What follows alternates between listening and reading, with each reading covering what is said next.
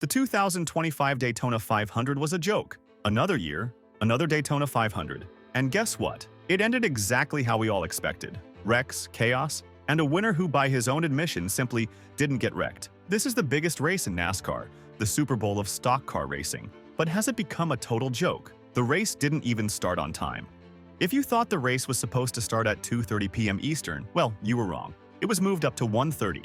And if you thought that meant an actual on-time start, wrong again. Instead, we got a presidential flyover, a limo pace lap, and an opening act that lasted longer than the first green flag run. I am not saying the whole pre-race extravaganza was unnecessary, and having the sitting president Donald Trump there was definitely a big win for NASCAR. But come on, the fans are here for the show. They are here to see the drivers go all out on the track. Another year, another weather delay. It's the 6th time in the last 14 years that the Daytona 500 has been delayed by rain. This time, a thin band of showers turned into a 4-hour marathon of waiting. Just another example of how this race has become as much about patience as it is about speed. We can't blame NASCAR for the delay, but it was just frustrating. Wrecks, and more wrecks, and more wrecks.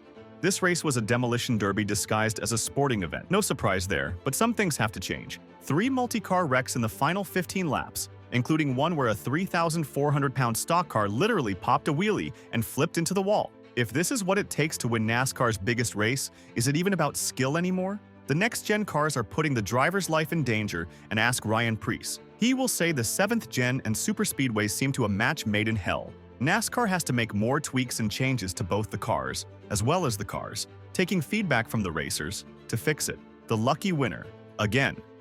William Byron won the Daytona 500 for the 2nd year in a row. But was it really skill, or was it just luck? Even Denny Hamlin, who's won this race 3 times, admitted that Byron just didn't get wrecked. Let's talk about that finish. Cole Custer makes a move, takes out the leader, and suddenly Byron's the only one left standing. No dramatic last-lap battle, no strategy, just a right place, right time situation.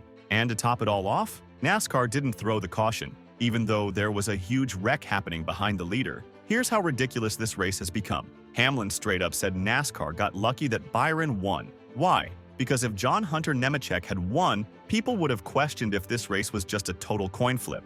That's how bad the credibility problem has gotten. One of NASCAR's top stars is saying the right guy winning was a lucky break for the sport. That's a massive problem. Veterans calls out NASCAR's luck-based racing. Hamlin went off after the race saying, "Are we now going to start viewing the Daytona 500 winners like we question our champions?" He hates how much luck is involved in winning this race now. And honestly, he has a point. If surviving chaos is more important than actual driving skill, how can anyone take this race seriously? Superspeedway racing is a mess. Superspeedway racing used to be about drafting, strategy, and making the right moves at the right time. Now, it's just about surviving reckless blocks and desperate moves. Drivers are making last-ditch efforts that inevitably lead to pileups. It's not racing anymore. It's rolling the dice and hoping you don't crap out. This not only kills the fun, but is also denying slid opportunities to win races for legends of the sports like Kyle Larson and Kyle Busch. If luck is the determining factor in a sporting event, it can no longer be called a sport. It's just gambling. Joey Logano is wrecking. Again, Logano led 43 laps. He had the fastest car.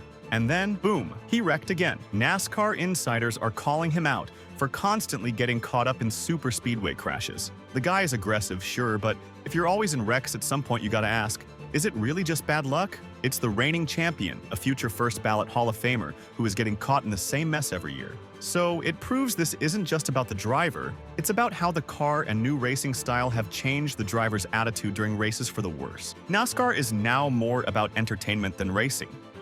It's hurt to admit, but NASCAR isn't about sport anymore. It's about entertainment. The racing product has been sacrificed for wrecks and drama. The Daytona 500 used to be about skill, about outsmarting your competition. Now, it's a game of chance. If this is the great American race, maybe it's time to rethink what that actually means. What do you think? Has the Daytona 500 lost its magic? Is it still the greatest race in NASCAR, or has it just become a high-speed slot machine? Let me know in the comments below, and don't forget to subscribe for more NASCAR content.